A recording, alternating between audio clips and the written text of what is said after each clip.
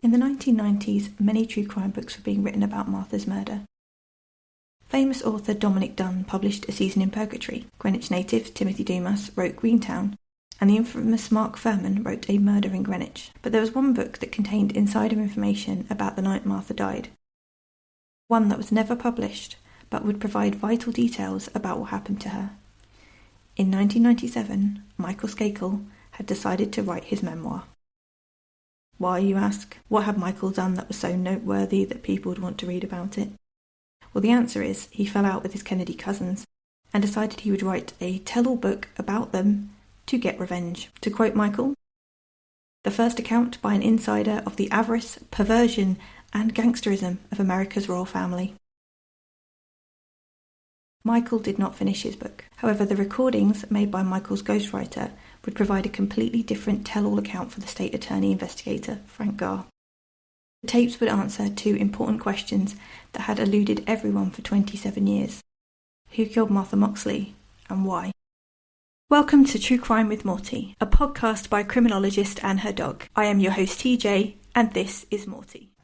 Each week we'll be doing deep dives into murders and mysteries from all around the globe, using my background in law and criminology to give a full account of true crime stories. If that sounds good to you, please consider subscribing, and thank you for joining us today. This is episode 8 of a series on the mystery on Walsh Lane, the Martha Moxley murder. In our last episode, we were discussing how Martha's case was reinvigorated in the 1990s, that Frank Garr was getting clues that Michael may have been involved, and more information implicating him and Tommy in Martha's murder had been made public after the Sutton report was leaked. In this episode, we will continue with what happened at the end of the 1990s, and then look at all the evidence that pointed to Michael being Martha's killer. Just to warn you that this episode might be a bit longer than usual, there is a lot to discuss, so we'll see how it goes. In 1997, Frank Garr is busy investigating Michael and the other suspects in Martha's case, following the tips he's received from the Unsolved Mysteries episode. And while he is busy putting his investigation together, Mark Furman arrives in Greenwich. As discussed in our previous episode, Mark Furman was a detective with the Los Angeles Police Department who had received huge backlash and legal trouble after testifying at the O.J. Simpson trial. He was widely regarded as a fascist and criticised for the outcome of the court case. In the book Greentown, there is a fantastic quote about Furman. He is described as, quote, "a symbol of cretinous white man oppression," which is fair. However, writing his book about the O.J. case, Murder in Brentwood, had created a new path for him, and he used his infamy to move into writing and working in entertainment. He became a consultant for Fox News. His next plan was to use Martha's case to redeem himself in the eyes of the public by being the detective who solved it. You can imagine how the Greenwich police reacted to that. Dominic Dunne spoke with Dorothy Moxley, advocating for Furman, saying that his notoriety would help to get Martha's case solved. Dorothy agreed that Furman's celebrity could help, so she met with him. But little could be done to convince Greenwich police to help. Frank Garr would not meet him at all. The police department had spoken with other journalists and writers about the case, such as Timothy Dumas, who wrote Greentown, and himself a native of Greenwich. He published his book the same year as Furman, but they would not assist Mark Furman in his research. The press reported a spat between Mark Furman and the new Greenwich police chief, Peter Robbins, over this very issue. Furman, quote, "He won't cooperate with me, but will cooperate with Tim Dumas. I don't know Tim, but I do know that he's not a detective." End quote. Robbins' response to this was, "Neither is Mark Furman." The Greenwich residents were equally displeased to find Mark Furman in their midst, not least because his fame brought the press with him. The only support that he got was from Steve Carroll, but Steve Carroll talked to everyone about Martha's case. He was so vocal about it and his suspicions of Tommy that he was often reprimanded by his fellow police officers. Steve Carroll was desperate for someone to be held accountable. He felt they had made mistakes in the investigation, and that by the time they realised the involvement of the Skakels, they were being shut down. So his talking to Furman is likely to be because of his desire to get the case solved rather than an endorsement of Furman. But either way, he was the only officer who helped. Everyone else rejected him. Furman was even denied entry to Belle Haven by their private security, despite other similar visitors being allowed in. He believes the secrecy is all about the case, that the police are hiding their mistakes, and Belle Haven just doesn't want the attention. But once again, I think he's sidestepping the fact that his behaviour is, quote, cretinous to most people. Still, the ever-charming Mark Fuhrman decides to threaten the police officers, saying he will, quote, make them look like shit in his book if they don't help him. Shockingly, they still refuse to be involved. Mark's book was therefore critical of the police. He's also been vocal in interviews about how he feels they bungled the case. Well, he would know about bad police work and bungling cases. Some might say he's an expert. And then came the bombshell. On the 23rd of October 1997, Greenwich Time newspaper released an article where Mark Fuhrman claims that Greenwich police had lost Martha's murder weapon. Since Martha was found dead back in 1975, the fourth piece of the golf club, the handle, had been missing. Police had looked everywhere for it in the early days of the investigation, hoping that it would lead them to the killer. But it had never been recovered. And now, 20 years later, Mark Fuhrman told Greenwich Time that the elusive handle was actually present at the crime scene. In fact, he said it had remained embedded in Martha when she was found, protruding from her skull. He claims that Hickman and Jones, the first officers on the scene, both remember seeing it, and yet somehow it disappeared the same day, and Greenwich police have been searching for it ever since. He saw this as a classic example of how botched the case was. They lost a crucial piece of evidence and didn't even realise that they'd lost it. Greenwich is left shocked by this information. The town cannot believe there was an oversight this big in such a prominent murder case. Hickman and Jones were reluctant to confirm this story when asked, but they didn't refute that they'd said it. But what is interesting is that all the other officers and witnesses, people like Sheena Maguire and Jean Walker, who were the very first people to find Martha, they all deny that the handle was embedded in Martha's skull. So no one is sure what the truth is. This discrepancy could have implications though. If anyone was brought to trial after this point, then confusion over the handle creates doubt about the investigation, which could be used by a defence attorney. So did Mark Fuhrman solve the murder? In his book, he accuses Michael of killing Martha and explains his interpretation of the evidence. Fuhrman asserts that Tommy and Michael were both attracted to Martha, which was why she was killed. He argues that Martha was with Tommy until 11 p.m, not 9:30 or 9:50 p.m, as Tommy has claimed in his varying versions of events. Fuhrman asserts that Michael returns from the Terrian estate and sees Martha and Tommy together, presumably having been engaged in some sort of sexual interaction, as Tommy has told the Sutton associates. Michael is jealous that Martha has rejected him and didn't go to the Terrian house with Michael, but instead she chooses Tommy, the brother he despises. In a rage, he chases after Martha as she leaves his house and attacks her with the golf club when they reach the Moxley property. Martha is injured and flees. Michael chases her and attacks again. At this point, Fuhrman believes Michael panics and leaves the crime scene, has a moment of realisation and stops what he's doing briefly, before deciding to carry on with stabbing Martha and moving her to the pine tree where she is discovered. His theory is very similar to how Frank Garr saw the crime, which is interesting as he refused to collaborate with Mark on this book project and they were carrying out their investigations separate but parallel to each other.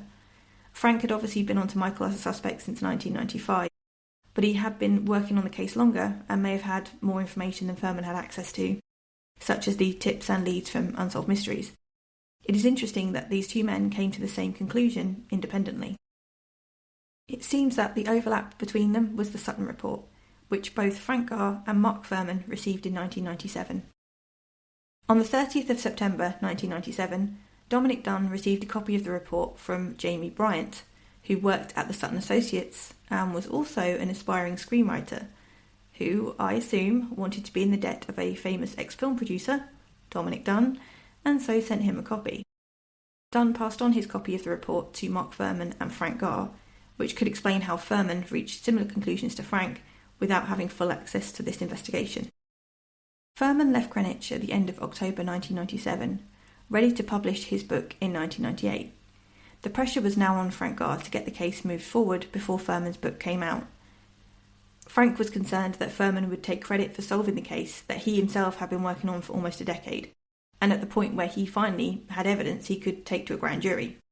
He felt frustrated that Fuhrman would get credit for this after all of his work. Frank's suspicions were justified. In his press tour for the book, Mark Fuhrman was publicly blaming Michael for Martha's murder, using his research to change people's opinion about which Skakel was involved. The coverage caused a lot of stress for Michael, who had to move in with his father, who was now living in Florida, to escape the pressure he was under from Mark Furman's press tour. However, despite Frank's investigation uncovering information about Michael that had implicated him, and the Sutton report showing how much he and Tommy had lied, and Mark Furman telling the world it was Michael, Donald Brown was still refusing to indict Michael. Frank believed that this was due to Jack Solomon, the other state attorney investigator, who was still convinced of Ken Littleton's guilt and pushing Brown in that direction. Donald Brown had retired in 1997, but decided to stay on just for Martha's case. If it ever reached the point where it could be prosecuted, he wanted to be the one to do it. Which is what he tells author Timothy Dumas when they meet in 1997. He tells Dumas that he always wanted an extra bit to the case, to make him feel safe to proceed with a grand jury or prosecution.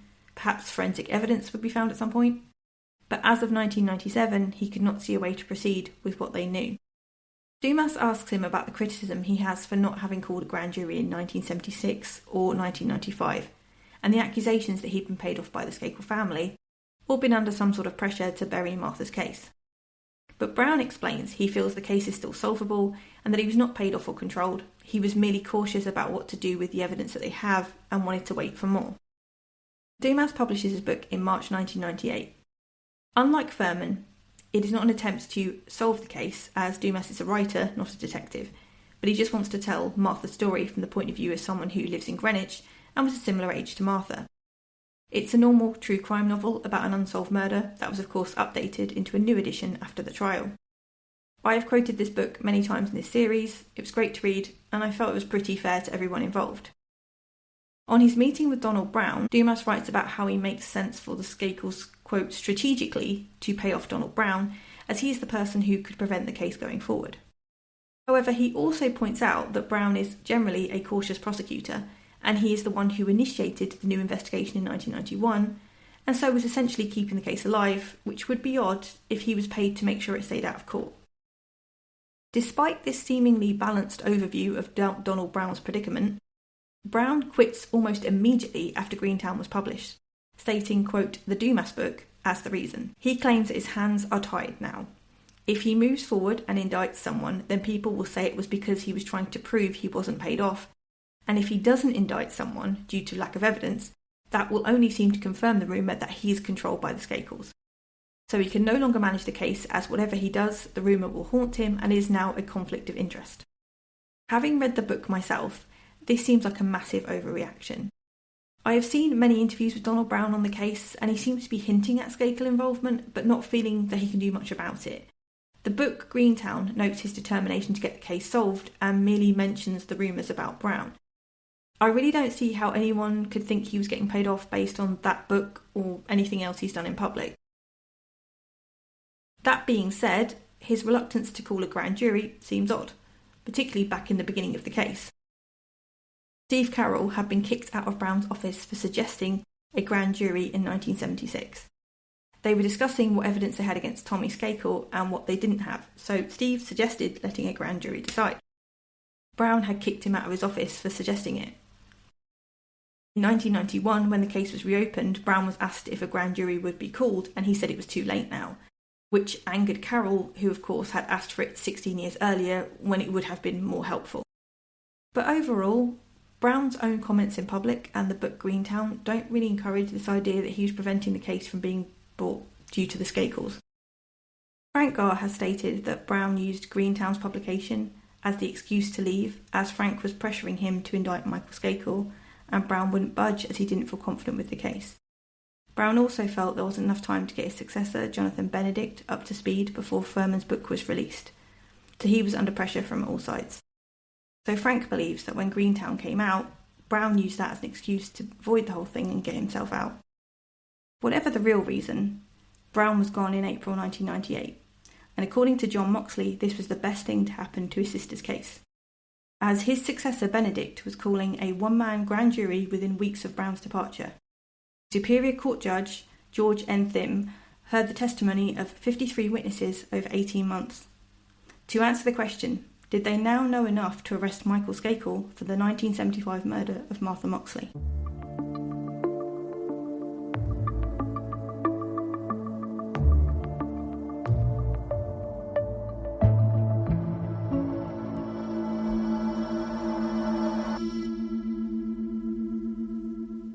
I'm going to go through all the evidence that took Michael from not being a suspect in Martha's case in the 1970s and 80s to being the number one suspect in this murder and heading for trial by 1998. All the evidence against Michael was circumstantial. There is not much evidence, direct evidence, tying him to the scene. So direct evidence would be like his fingerprints or DNA on Martha or on the golf club.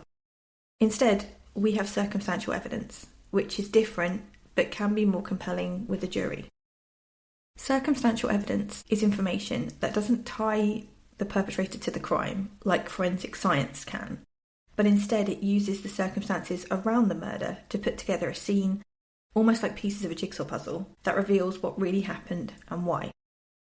For example, let's say a woman is reported missing. She disappears one day, leaving all her valuables behind and perhaps even her children and pets. Her family and friends do not believe she would have left of her own free will, as it's completely out of character, and they tell the police that she has a violent ex-husband and they are concerned that foul play may be involved. So in this scenario, if we assume the police take it all seriously and they do some investigating, that they then find out that on the last day she was seen, her ex-husband's car was parked in her neighbourhood, and then that he got a ticket for driving at speed back to his house. When they visit him to ask what he was doing there, and if he's seen his ex-wife, they notice that he's recently removed his carpet and he has a weird stain on his floor. You can see where this is going. Although the police don't have a body or a crime scene, they're starting to see that perhaps the ex-husband has kidnapped and killed her, something like that's happened. They have a hypothesis to work with. A picture is starting to form, and if they are right, more evidence will build on what they know so far. However, with circumstantial evidence, you have the issue that most of the evidence on its own is not conclusive. In the example I've just used, speeding in his car and buying a new carpet could have completely innocent explanations. You have to be able to put these things together and build on them until you have more than a few random bits of information. The more of these puzzle pieces that you have, the harder it is to break it down into random unrelated parts, and it becomes obvious what happened even if the physical evidence isn't there, like in a case where there's no body, for example. It is important that investigators do not give into confirmation bias and tunnel vision, obviously, but most of the time circumstantial cases are very strong and compelling as they are put together piece by piece and build a structure that's kind of hard to ignore.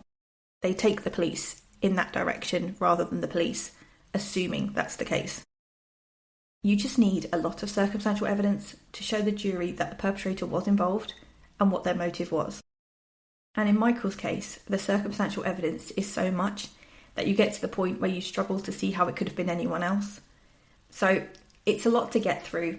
Some of the information I'm about to give you was admissible and used at trial, and I'll get to the trial in another episode.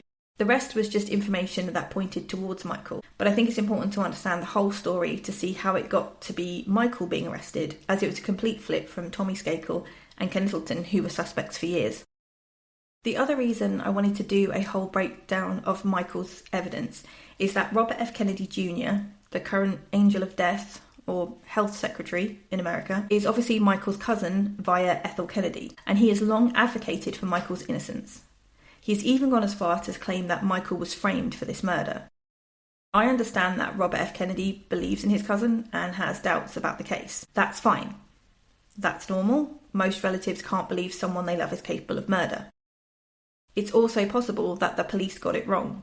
There is confusion about the timing of Martha's death, and the Skakels lied so much that the police investigation was really impacted, to the point where reasonable doubt could creep in. Ironically, if the Skakels are innocent, then their lies could have helped the killer get off and put the blame on themselves. So I accept and understand RFK Jr. campaigning for his cousin. But what I find ridiculous, though, is RFK Jr.'s claims that Michael was framed and that it was 3 random boys from New York who killed Martha. He has even written a book about the case titled Framed, and he's constantly on documentaries about Martha's death spouting his theories, which are not based on the facts of the case. His theory actually ignores the facts of the case, while claiming that everyone else is wrong. And by everyone else, I mean professional investigators, detectives, and even witnesses. Prior to his claims about 3 guys from New York killing Martha, he was telling everyone that Ken Littleton was the culprit. Remember the whole serial killer theory that the Sutton Associates was trying to develop? But after Ken was all but exonerated, he switched it up to this other version. It's the legal equivalent of throwing shit at a wall to see what sticks. My final episode, I will be doing a TJ versus RFK Jr. segment where I'll do my best to confirm his story is total bullshit. But for now, I just want to clear up this idea that Michael was framed by laying out the many, many statements made by everyone about Michael, the profiles and analysis done by experts indicate Michael as the killer, and his own incriminating words and stories. Somebody else may have killed Martha. As I said earlier, it's possible the police made a mistake, but nobody framed Michael. If he is innocent, then he basically walked himself into prison for this crime. So let's do a quick recap of who is Michael Skakel. So Michael Skakel was born on the 19th of September 1960 in Greenwich, Connecticut, to parents Rushton Skakel Sr. and Anne with an E Skakel. He was their fifth child. He was a grandson of the extremely wealthy George Skakel Sr. and Big Anne Skakel, who started the Great Lakes Coal and Coke Company, but they passed away in a plane crash 5 years before Michael was born. Michael was very close to his mother and understandably was heartbroken when she died when he was just 13 years old. He was not close to his father, who he claims bullied him and was described by many as an absentee parent who was struggling with alcoholism. Michael says he was mistreated by his brother Tommy, which we'll get into a bit later. Michael has mixed reviews from people outside his family. Friends describe him as the most charismatic of the Skakels, but at the same time unpredictable and snobby.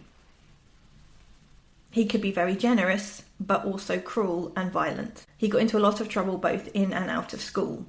He was seeing psychiatrists from the age of 10, and by the age of 12 was already a heavy drinker.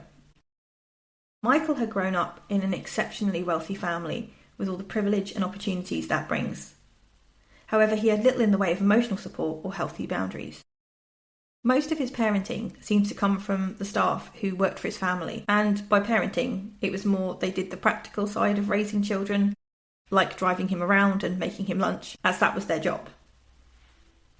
By the age of 15, when he became friends with his neighbour Martha, he was known for violent outbursts and erratic behaviour.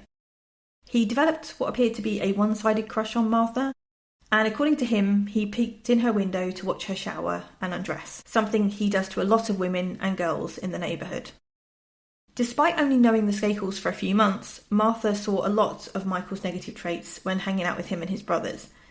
In her diary, she described him as being, quote, asshole and fighting with Tommy. She also recorded incidents of arguing with him herself.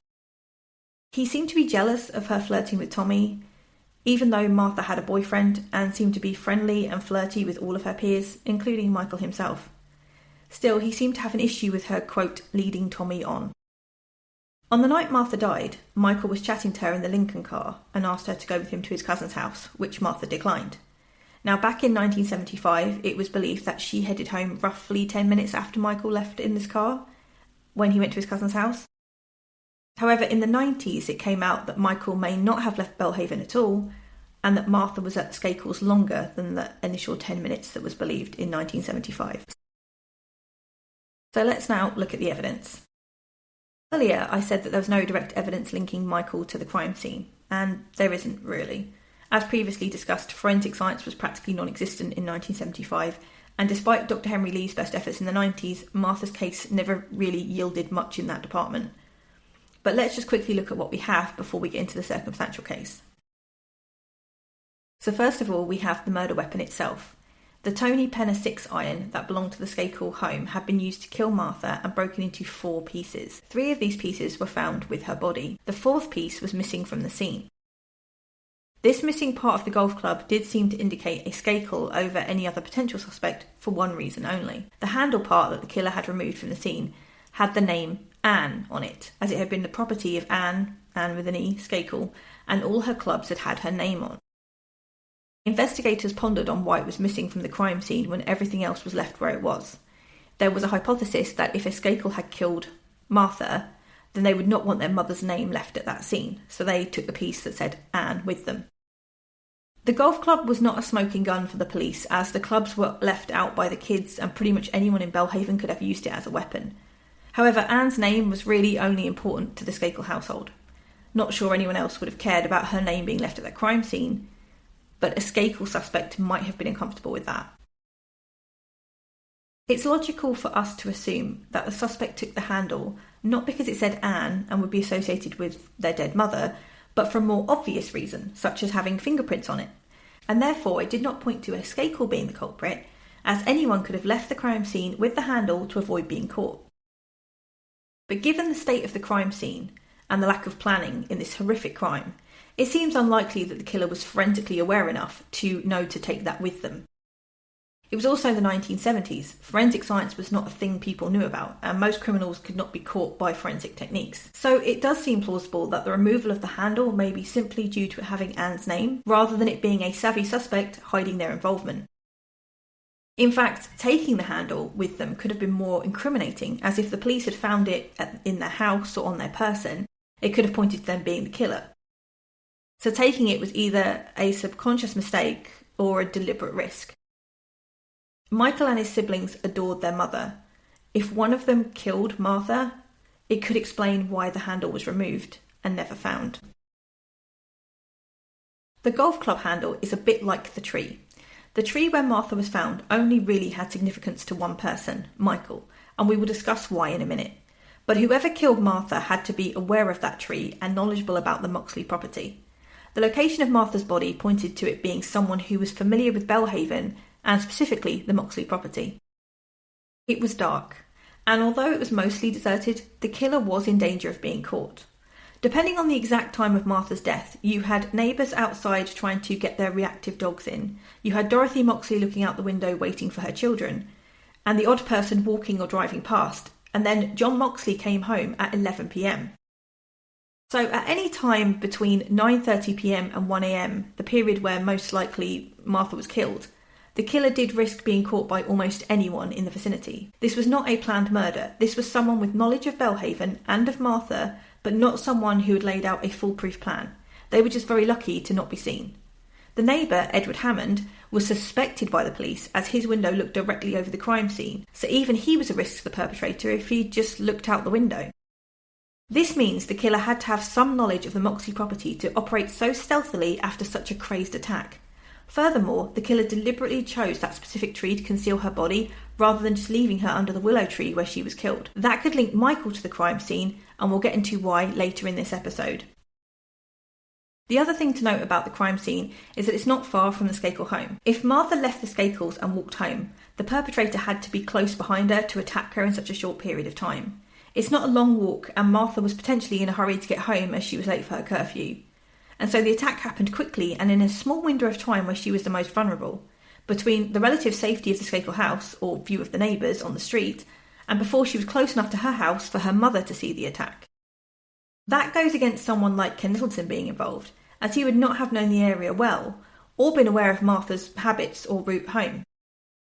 Someone else from Belle Haven might have known, but of all the suspects, Tommy and Michael would be best placed to know what time she was leaving, where she was walking, where the golf clubs would be if they wanted to use one, and in Michael's case, where the pine tree was located in her yard. It seems impossible for an outsider to Belle Haven to know all of that and be able to pull off such a risky and impromptu murder, but a Skakel would have that link to the crime scene and the golf club.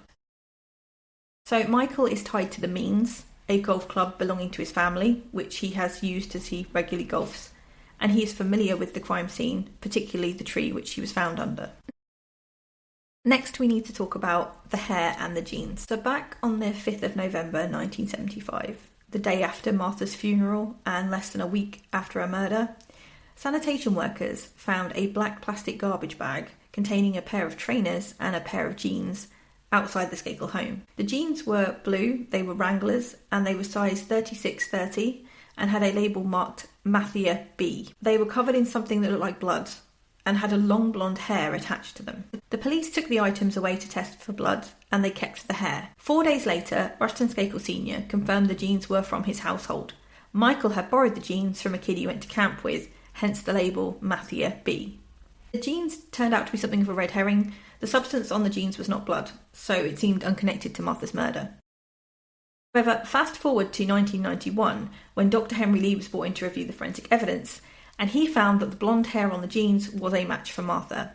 When he was reviewing the case, Dr. Henry Lee was unable to find much to assist the investigation. He asserts that it was a frenzy killing due to the amount of wounds that Martha sustained and the ferocity of the attack. Dr. Henry Lee stated that the groove lines on the golf club left imprints in Martha's skin where she was hit, and that the aggression used could have broken the club into 4 pieces. It's also possible that the killer deliberately snapped the club to provide a sharp edge to stab her with. He believes the crime was sexually motivated, and the level of rage used would indicate a personal connection. This is backed up by Martha's lack of defensive wounds. This happened suddenly, and she probably knew or trusted the person prior to this surprise attack. The person was likely to be strong, given the injuries she sustained, and the location of the crime scene would indicate the perpetrator is familiar with the area. Due to it being an outside scene, there was unlikely to have any trace evidence, and of course the case was prior to most forensic science tests, so there was nothing collected that could later be re-examined except for the jeans and the hair. According to Dr. Lee, the blonde hair found was, quote, microscopically similar to Martha's, and he found another hair on the jeans that belonged to a white male. I want you all to remember what I said about hair on jeans when I deal with Robert F. Kennedy Jr. in later episodes. That's your Blue's Clue. Write it down. 2 hairs. One of them belonging to a white male and the other was likely to be Martha's. So, although there was not anything much in terms of the forensic evidence, Dr. Henry Lee's analysis backed up what the other experts had said about the murder itself, about the perpetrator and about the crime scene. And he did confirm the hair on the jeans was likely to be from Martha. In 1992, when Frank is reviewing the case file and he receives Dr. Henry Lee's assessment, he then contacts Skakel lawyer Thomas Sheridan to confirm that Michael did borrow the jeans from a boy at camp and he did dispose of them, just to kind of check it off the list. Sheridan speaks to Michael and reports back to Frank that Michael denied going to camp in New Hampshire or anywhere else, and thus had nothing to do with the jeans. Frank Garr finds this weird. The jeans were not forensically linked to the murder, and if they belonged to a friend of Martha, who had been hanging out with her on the night of the murder, her hair being there could have an innocent explanation, so we didn't need to investigate any further. So why was Michael denying knowledge of these jeans? Still, it was possible someone else had worn the jeans, so Frank decided to see if he could find Matthias B and get him to confirm why his jeans were in Connecticut and why they had Martha's hair on them. Dr. William Matthias knew exactly what Frank was talking about. When he asked him if he knew Michael Skakel, he replied, "Oh, that nut." Dr. Matthias remembered Michael as he had been, quote, disruptive, as he didn't want to be at the camp. He confirmed that he had lent Michael a pair of jeans. And if that wasn't enough, Frank Garr tracked down a photo of Michael at the camp in 1975. So why the lie? Why was Michael denying the jeans and the camp story? The jeans had not provided any evidence linked to the crime. Yes, they had Martha's hair on, but she had spent the evening at the Skakel home, so it's plausible that if Michael or someone else had been wearing them that night, her hair could have attached to the jeans. Innocent. But the combination of throwing them out a few days after her murder, and then pretending to have never heard of the camp, or the jeans, is really odd. And that is one of the reasons that in 1992 Frank became suspicious of Michael. The jeans had yielded nothing of use to the investigation, and yet Michael had thrown them out and lied about it. Why was he trying to distance himself from these jeans?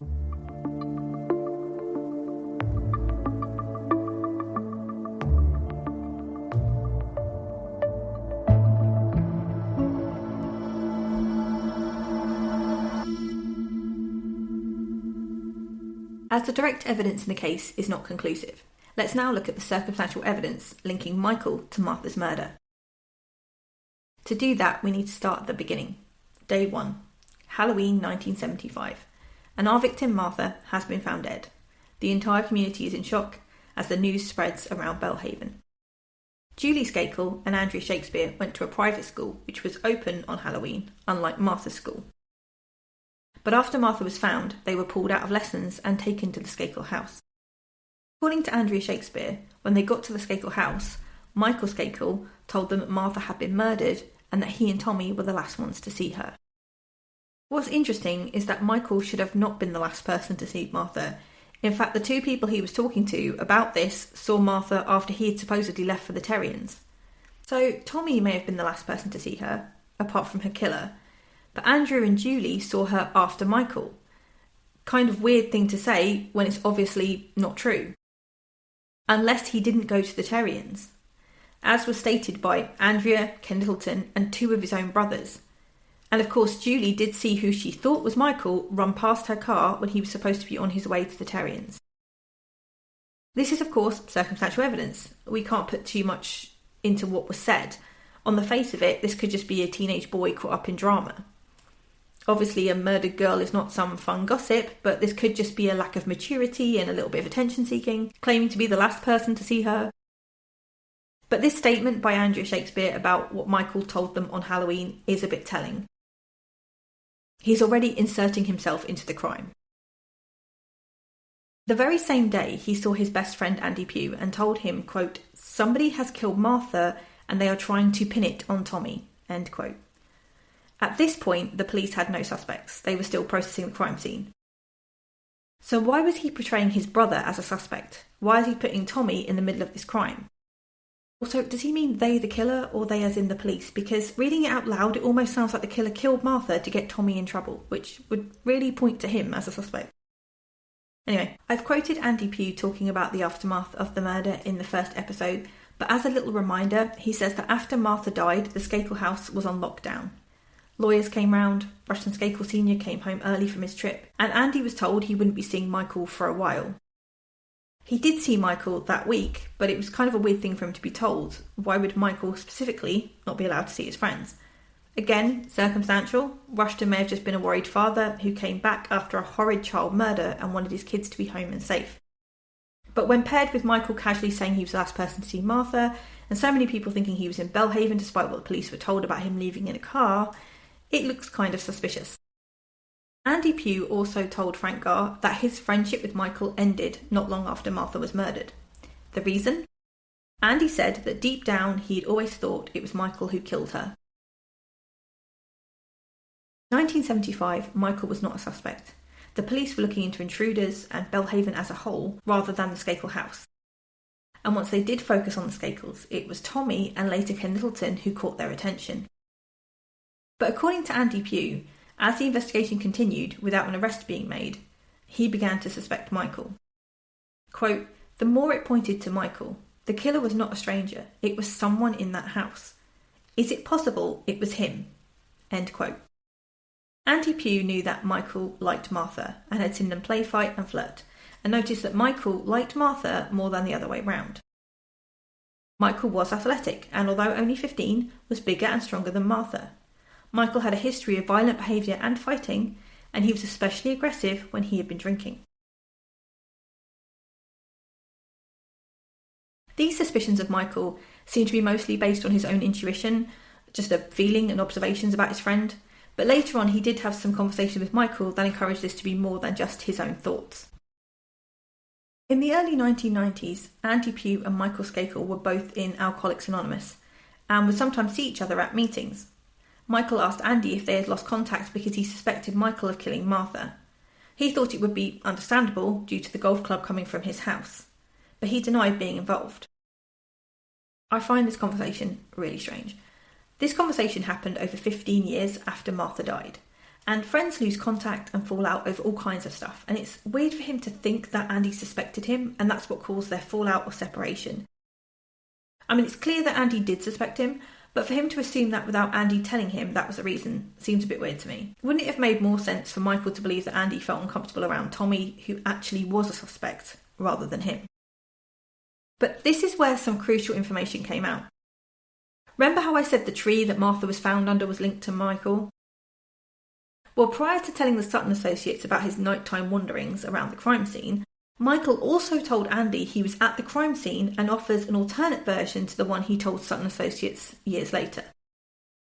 So in 1998, Andy Pugh told Frank Garr that he and Michael used to climb trees a lot as kids, and one tree was their favourite, a pine tree at the edge of the Moxley property.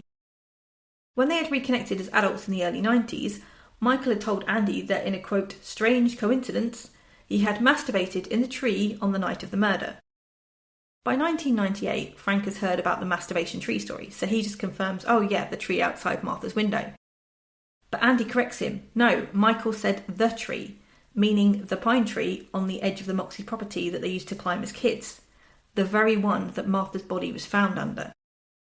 So in the early 90s, Michael is telling his former bestie that while Martha lay dead or dying under the pine tree, he climbed it and masturbated, without seeing her, and that this was all a, quote, strange coincidence. You can see why Andy was suspicious. Not to mention, this is a different tree from the masturbation tree story that he told the Sutton associates later on in the 90s. Returning to our timeline in the 1970s for a moment. Although he was not a suspect for the police, or even the wider public, Michael was getting some serious side-eye from the people who knew him well. It was not just Andy Pugh who wondered if he could have done it. Not long after the murder, Sissy Icks told Dorothy Moxley that she could not believe that Tommy would do that to Martha. But, quote, "I'll give you Michael any day," end quote.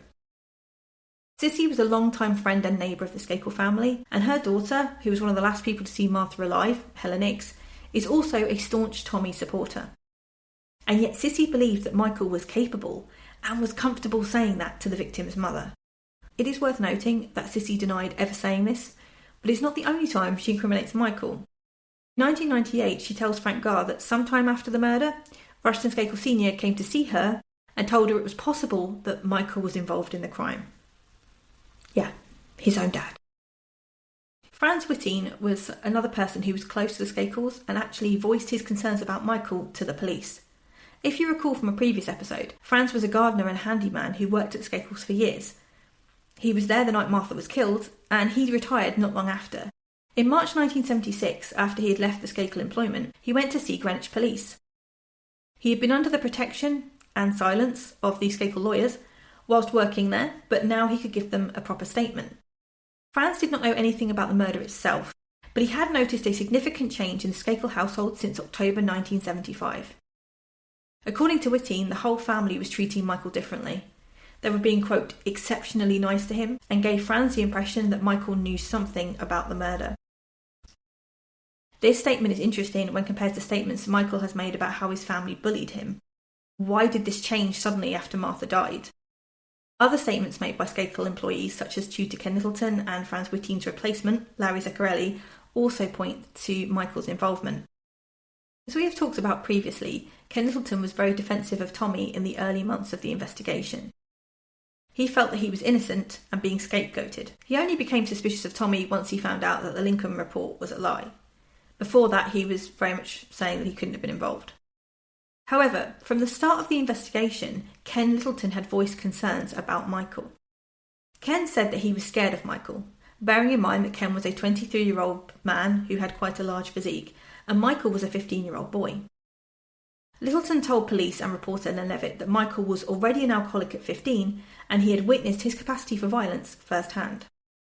During a golf game with the Terrians, Ken had seen animals killed by Michael at each hole.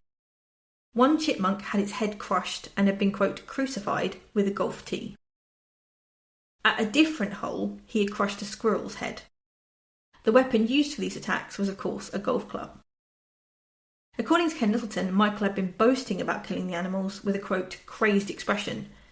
He had also seen Michael kill birds, a sentiment echoed by Andy Pugh.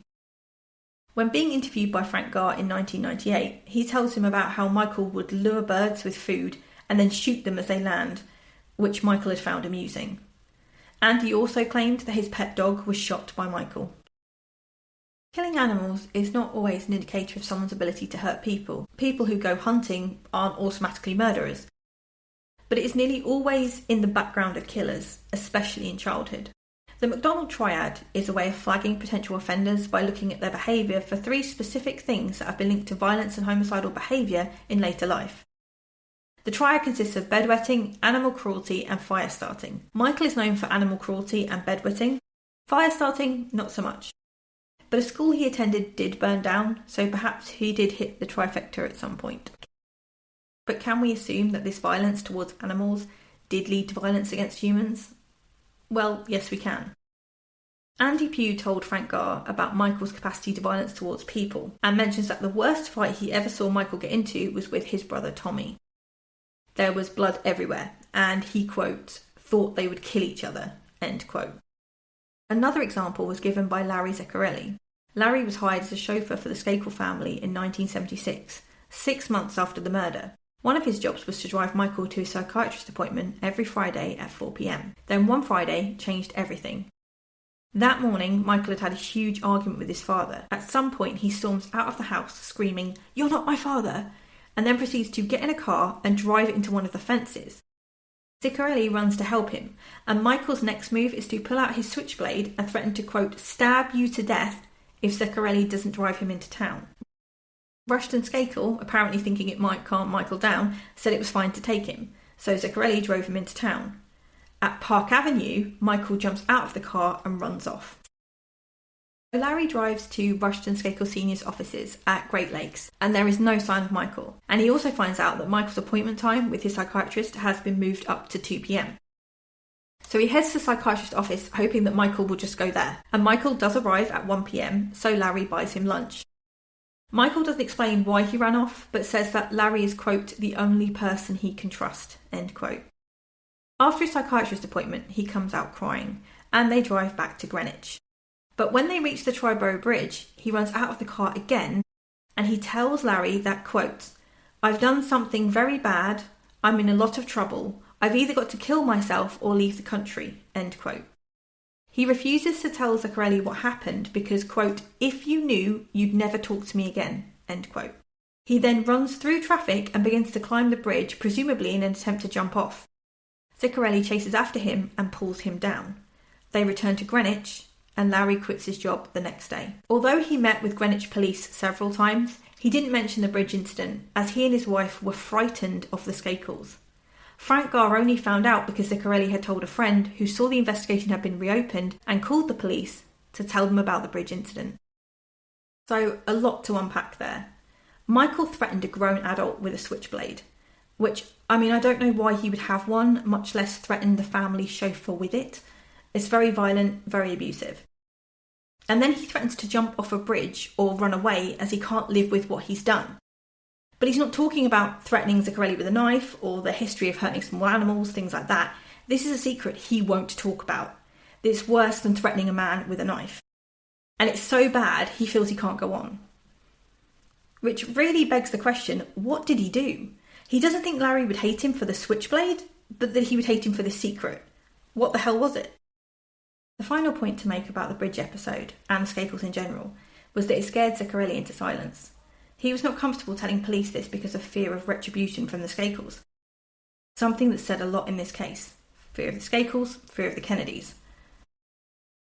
Michael's behaviour caused him to quit his job. This was clearly a big deal and not some teenage angst. It really rattled him and he quit his job over it, but he was too scared to tell the police out of fear of the Skakels.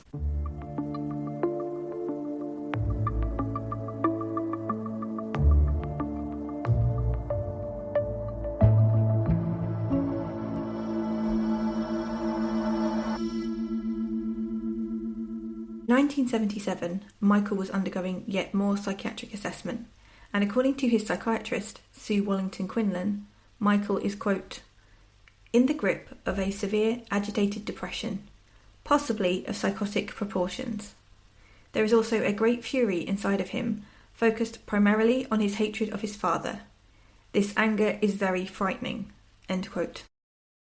That is a renowned psychiatrist assessing Michael 2 years after Martha was murdered by someone in a fit of rage.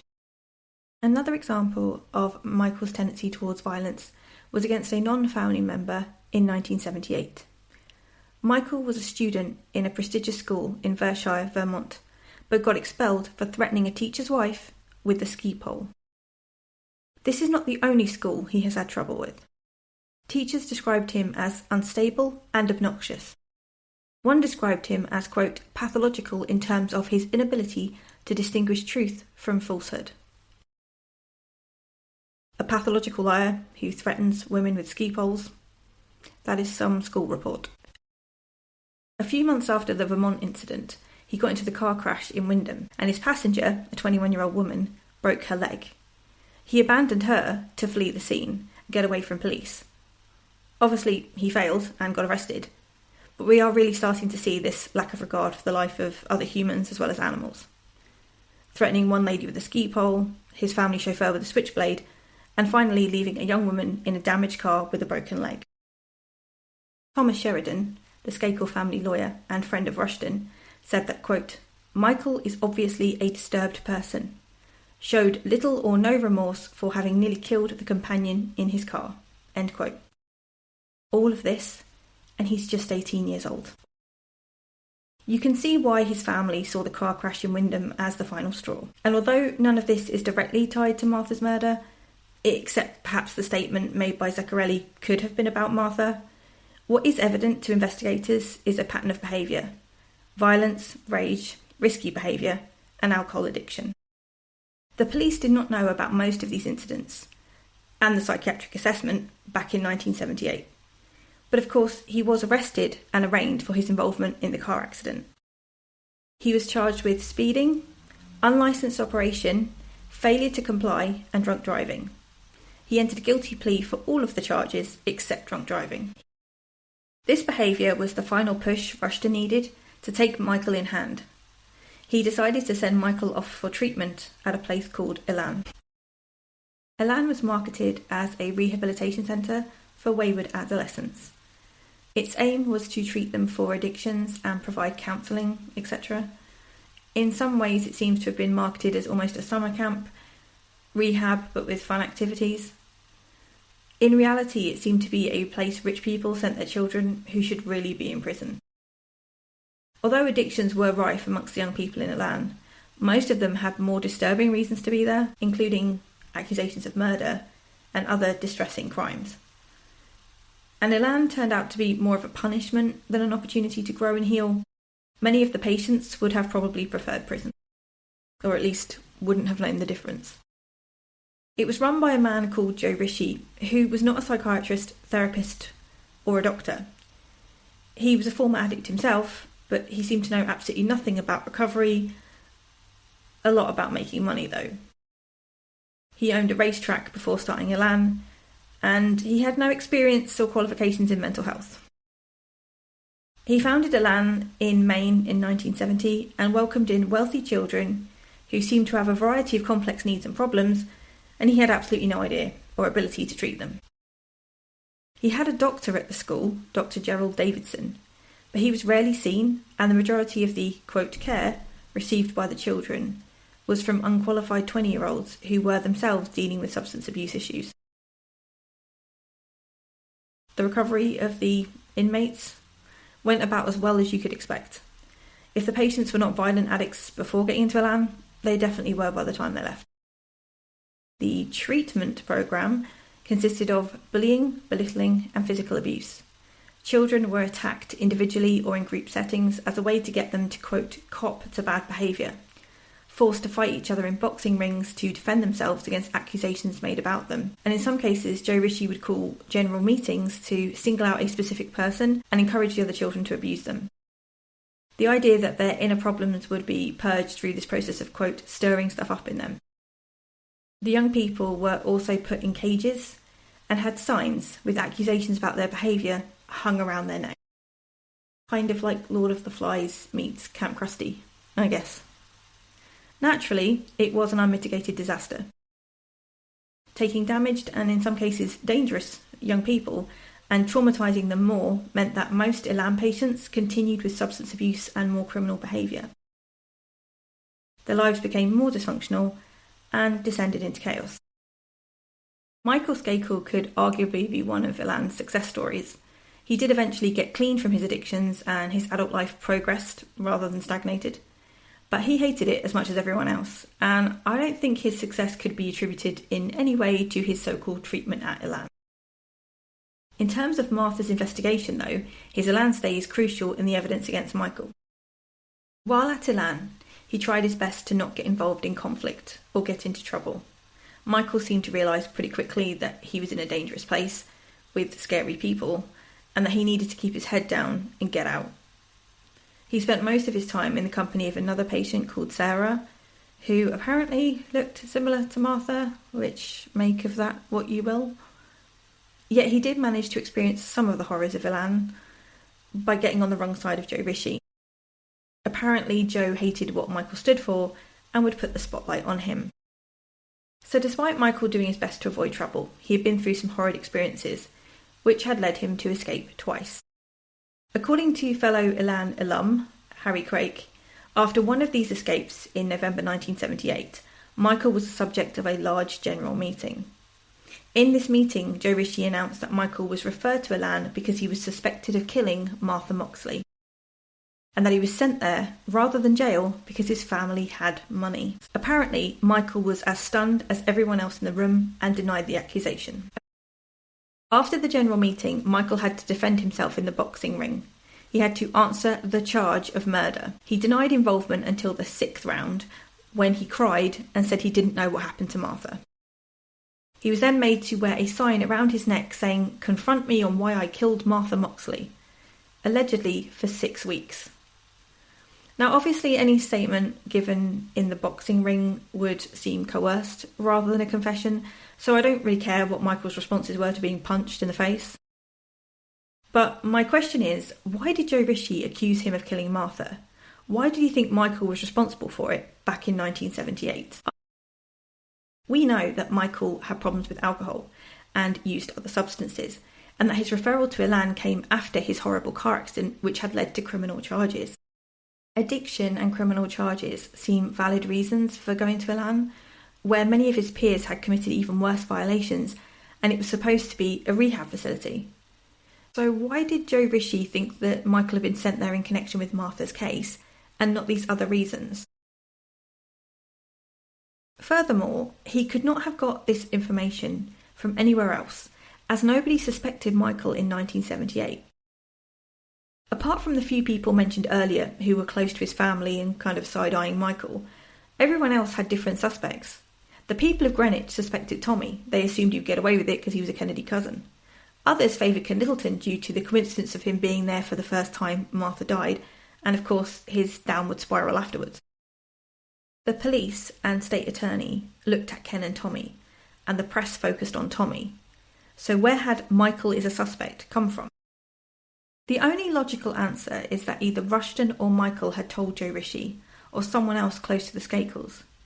A good candidate for me would be Thomas Sheridan, the Skakel family lawyer, and I'll talk about why in a minute. But it had to be someone who was responsible for paying for and arranging Michael's treatment, because if that's what Joe was accusing him of, he must have got that from the Skakels themselves. It would not have come from another source. This was exactly what Frank Garr thought when he was told about Joe Ritchie challenging Michael about Martha.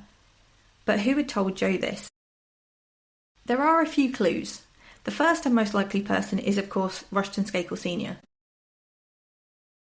As Michael was his son, and he was the one footing the bill for the treatment, it is logical that it could have been Rushton who told Joe that aside from the car accident and the drinking, Michael was being sent there in connection with Martha's murder.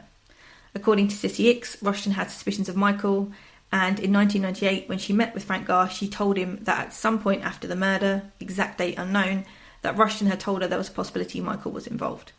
If Rushton was arranging Michael's stay at Elan, it is possible he told Joe Ritchie that as well. The other candidate is Thomas Sheridan, who is the Skakel family lawyer. Rushton Skakel was the type of man who let his people deal with all his stuff. His kids were parented by the help. His lawyers stepped in for all the business and legal matters. He even sent his priests to speak with Greenwich police on Tommy's behalf. If anyone was going to enrol Michael as a patient in Elan, it was most likely Thomas Sheridan. Sheridan had represented Michael in court for the car crash charges, and there is evidence to suggest that Sheridan also suspected Michael or had been told of his involvement in Martha's murder. In the Sutton report, there was a memo from Thomas Sheridan dated 6th of June 1978, so this was the same year as the car crash and that Michael was sent to Elan. It reads, quote, "Possible Michael could have committed the murder and doesn't know it, and someone else, Tommy, could have hidden body and taken Michael to the Terrians for alibi!" Exclamation point. End quote. Where the hell did he come up with that? I mean, that is a whole new story, isn't it? It should also be noted that Keegan and Lunny, two of the detectives working Martha's case back in 1978, had heard about the car accident and about Michael's alcoholism and wanted to understand what was going on with him. Was there a connection between that and what happened to Martha? But Sheridan had run interference with the police, saying that Michael was getting help for an addiction, and so the police backed off. They didn't investigate Michael, and he was sent to Elan. The other possibility is that Joe Ritchie had heard about Michael being a suspect from a patient or counsellor once Michael was in Elan.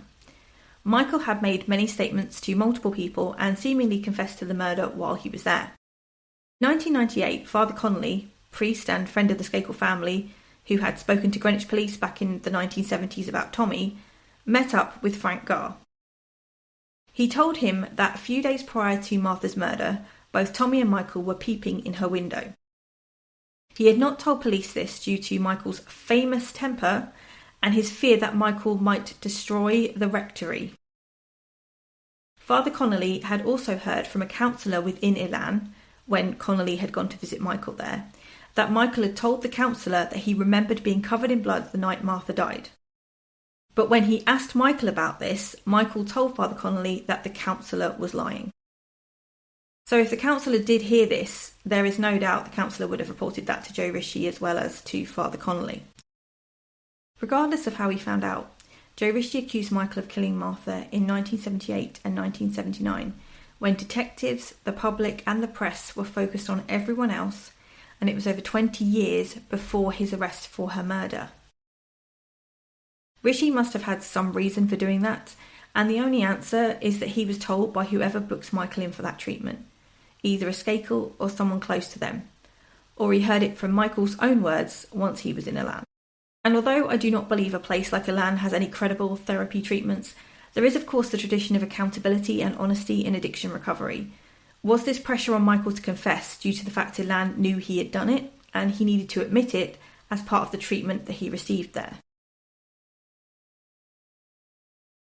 People at Elan being aware of Michael's involvement in 1978 would mean that for over 20 years the Skakels either knew or they suspected Michael killed Martha and did not do anything about it.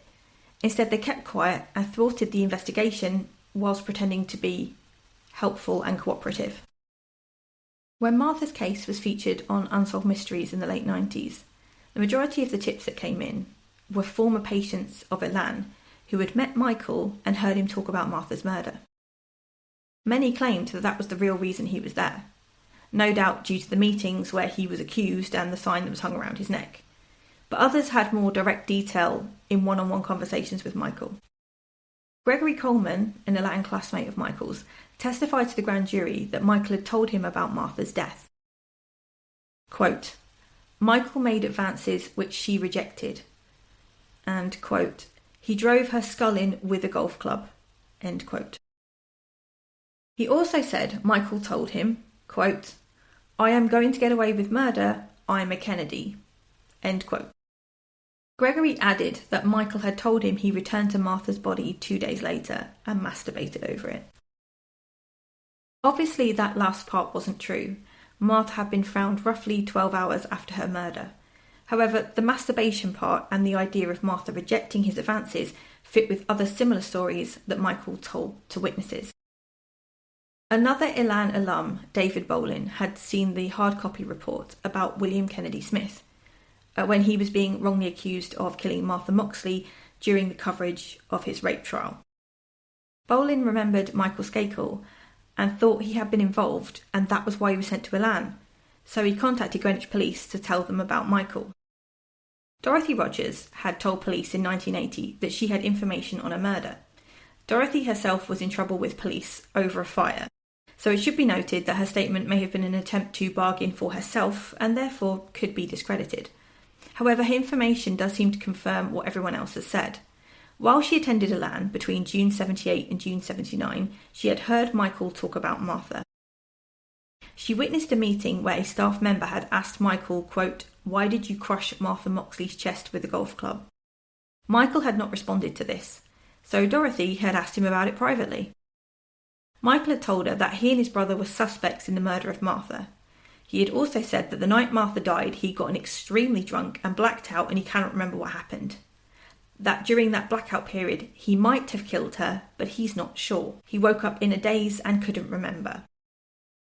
Dorothy said that Michael had told her he was advised by a relative or an attorney to go to Elan to avoid murder charges. So this is another person saying that they heard staff at Elan accuse Michael of killing Martha and trying to get him to own up to it, which again is bizarre as Michael was not a suspect in 1978 and he was supposedly there due to his addiction and the car accident, which could have been fatal and had led to criminal charges.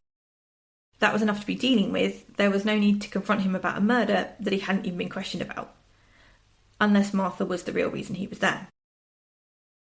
Dorothy also confirms other reports about him saying he was a suspect when he wasn't, putting himself in the spotlight with Tommy when the police had actually failed to investigate him. In 1978, Tommy had been a suspect, but not Michael. Frank Garr saw this as consciousness of guilt, which is a legal term where a defendant is aware of what they have done and makes statements or exhibits behaviours that could indicate guilt or knowledge, but indirectly. So, fleeing from police officers, for example, or intimidating witnesses, or maybe pretending that you weren't at camp borrowing jeans. These can indicate a defendant has something to hide and can be used as circumstantial evidence, because obviously why would a defendant intimidate a witness if they aren't guilty? In Michael's case, he keeps referring to himself as a suspect despite not actually being one, thus indicating he probably should be. His guilt makes him feel like a suspect even if the police haven't looked at him. If you remember, I mentioned in a previous episode how people behave when cases go cold. Innocent people kind of carry on with their life, but guilty people keep expecting the police to turn up, even years later. Michael calling himself a suspect in the years following the murder shows he's aware of the fact the police may come after him, even though he was off their radar at the time. And of course, the most damning statement of all, about maybe killing her in a drunken blackout. That's pretty self-explanatory. He thinks he may have done it, hence consciousness of guilt. For me, the best part is the mention of the relative or attorney, which connects to my earlier point about Elan's staff being told that Michael had killed Martha. Someone knew he killed Martha and sent him to Elan to keep him from police. The car crash and his downward spiral of behaviour may have indicated an unravelling that they feared would lead police to question Michael. He needed to be sent away to avoid the truth coming out. And the most likely candidate was Thomas Sheridan, longtime family friend and attorney, and as we discussed earlier, one of the most likely people to arrange his stay at Elan. This for me gives a level of truth to Dorothy Rogers' statement that goes beyond her trying to get herself out of trouble. All the things she said are confirmed by others or are things that the average person just would not know about Martha's murder or Michael's family. Another Elan resident, Phil Lawrence, had contacted Unsolved Mysteries to say that he had heard Michael confess to the crime during group therapy at Elan. He also said that Michael had numerous one-on-one sessions with Joe Rishi, more than the other patients did, and that Rishi taped those meetings. So if Michael had multiple ones with Rishi, then Phil Lawrence was convinced that some sort of confession would be on tape somewhere. At the very least, Joe Rishi would have witnessed it. When Frank Garr heard all these tips and interviewed the former Elan students, he came to the conclusion that A, Joe Rishi was confronting Michael because he had been told that Michael did it and that was why he was sent to Elan, and B, that with all these changing stories and half-truths and half-admissions, that at some point Michael had fully confessed to someone. He just needed to find that person.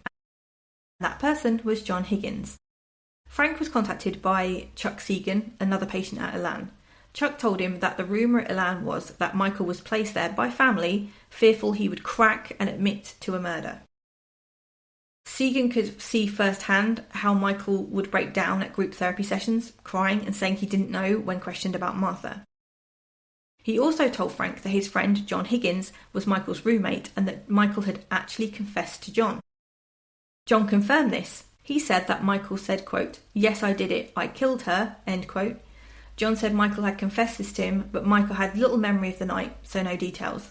He remembered running through some woods with a golf club, looking up at pine trees, and waking up in a car in the garage and going to bed. He was crying during the conversation, saying that he didn't know whether he'd done it, but then came to the idea that he must have done it and said he killed her. He also said to John that Tommy was better at dealing with the scrutiny, confirming suspicions that Michael had been going off the rails due to this and was sequestered to Elan to stop the police from finding out what he'd done.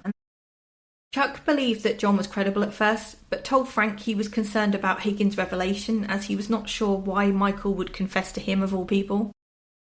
But I think if you look at what John Higgins claimed he heard and compare it to the other witnesses, you can see the pattern developing. Michael was telling everyone about this. Frank Garr believed it was, quote, eating him, and he needed to get it out. The next witness we have is another Michael Meredith, who also attended Elan with Michael Skakel in the 1970s. In 1986, he stayed in Greenwich with the Skakels as he and Michael were putting together a lawsuit to sue Elan owner Joe Rishi. And for some reason, Michael Skakel tells Michael Meredith another version of events the night Martha died. They were talking one evening during his visit, and he said he'd been in a tree on the Moxley property masturbating, watching Martha in the shower. He then saw his brother Tommy walking towards Martha's house, so he climbed down and went home before Tommy saw him. This version doesn't fit with any of the known facts of the evening, and it almost seems to implicate Tommy. But it's another version of that masturbating tree story that he told Sutton Associates and Andy Pugh. Those versions don't match each other or this one, but what he keeps doing in these different versions is putting himself at the crime scene and admitting to having a sexual fixation on Martha that is invasive and borderline stalking. He is offering lots of explanations as to why his semen might be there. He regularly talks about spying on Martha and other women, so it's possible that he was doing that the night that she died. This other mention of seeing Tommy heading to Martha's, I feel, reveals even more about that night. I don't know if Tommy went to the Moxleys the night Martha died, as they were apparently hanging out at the Skakel house, but Michael spying on him and Martha from a tree seems like a hint of truth that links to the motive. Which brings us neatly onto Liz Arnold and what she heard Michael say. According to her testimony, Michael didn't know what happened that night. Once again, we hear that he was blackout drunk. He told Liz that he didn't know if he had killed her or a brother had done it. And this bit I'm just going to read to you verbatim. Quote, he said his brother fucked his girlfriend. He said they didn't really have sex, but they were fooling around. He looked like he was on the verge of tears, very pained. End quote. So according to Liz, it was either him or a brother who killed Martha, which we'll assume the brother is Tommy. But please note, a brother, not Ken Littleton, which is very interesting given how much the Skakels have tried to point the finger at Ken in the 90s. Also, this story about Tommy and Martha is told to Liz in the late 70s, which is prior to Tommy telling Sutton Associates about what happened with him and Martha, and yet it matches the details of this sexual encounter that was not intercourse. And this version repeats that notion of spying on Martha and Tommy and could explain why Martha died. Although she was not Michael's girlfriend, he was possessive enough to refer to her as that and felt betrayed, like he had been cheated on. Sexual rejection is one of the most common motives for violent crime. Martha had preferred to spend the evening with Tommy, not Michael, and then, according to this story, he then saw them involved in some sort of sexual encounter. An explanation for the level of rage used against Martha is starting to come through in this testimony.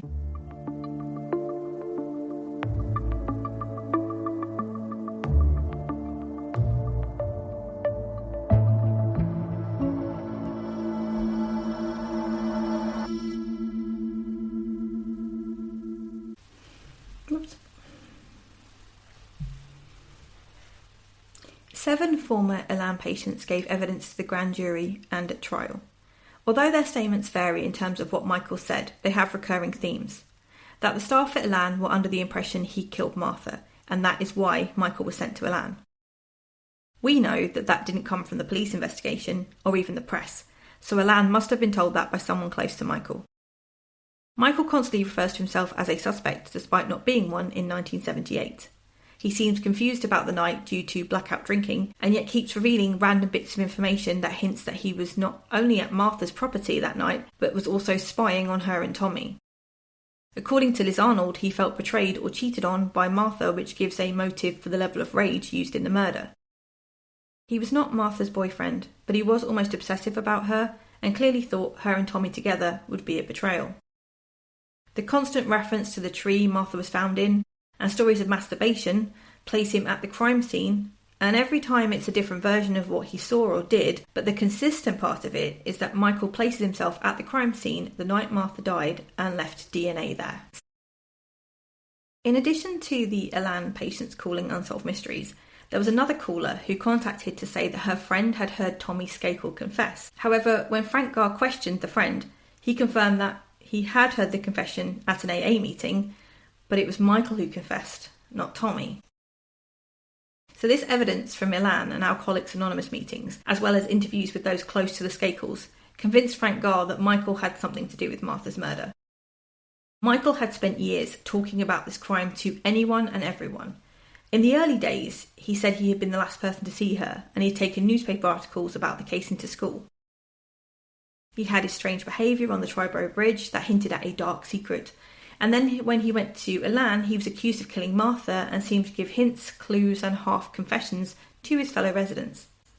Combined with his history of violent outbursts, reckless behaviour, torture of animals, threatening and fighting with humans, as well as suspicion from the people closest to him, it creates this idea that Michael would be capable of something like this in the right conditions.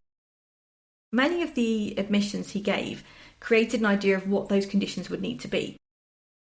Frank concluded that if Michael killed Martha, it was some form of rejection to his sexual advances. That he never intended to kill her when he went out that night, but potential for him to do something like that was bubbling under the surface, and something happened that night to set him off. This trend of telling random stories about Martha's murder continued into adulthood, and although the details always changed because essentially he was lying, the themes remained the same, and each version indicated that he was involved, regardless of what details he changed that time. Frank Garr took a warrant to Elan to gain access to Michael's medical files and Joe Ritchie's recordings of his private sessions with Michael. However, when he finally got the file, it was only a few pages. None of the reported recordings or detailed information about Michael was in there. Frank's investigation continued with the Sutton Associates report. The Sutton Associates report on Martha's murder had investigated Michael and had noted that the original police investigation had failed to do so. According to the Sutton report, he had been considered in connection with the case back in 1978 due to the car accident. But the general consensus is that he was never considered a suspect due to his alibi that he was at the Terrian house at the time of Martha's murder, which in 1975 was believed to be around 10 p.m. So regardless of the police taking interest in him over his reckless behaviour and criminal charges, he had an alibi for the estimated time of the murder, and of course Thomas Sheridan had told them that he's just dealing with some alcohol issues, and so they kind of let it be. However, in the Sutton report, there was information from Michael's brothers that he may not have gone to the Terrians in the first place. And the report also noted that, quote, Michael may have killed Martha not at 10 p.m, but after Terrians, end quote. The report also states, quote, there is a possibility that Martha may have actually gone home for an indefinite period and then sneaked back out, end quote. I don't believe that Martha snuck in and out of her house without her mother realising that night. It seemed like Dorothy was on alert from about 9:30 p.m, waiting for Martha and John to return home. When John returned at 11 p.m, Martha was already supposed to be home, and it made Dorothy concerned that John had arrived before Martha.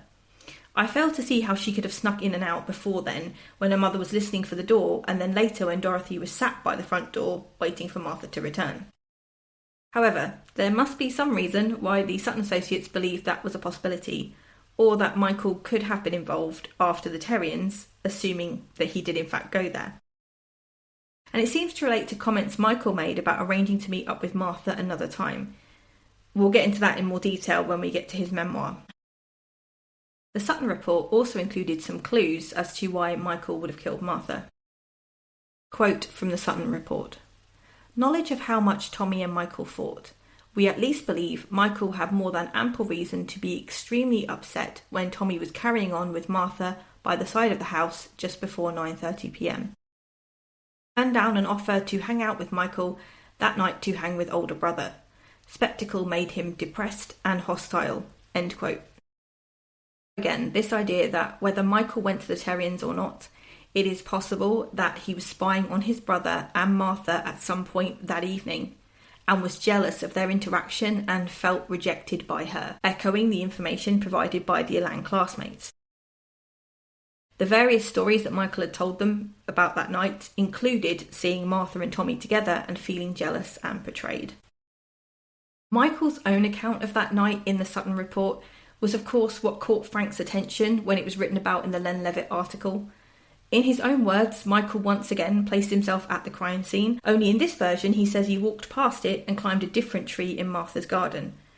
The same themes of putting himself at the crime scene and being comfortable wandering around and spying on people are present in that version as well.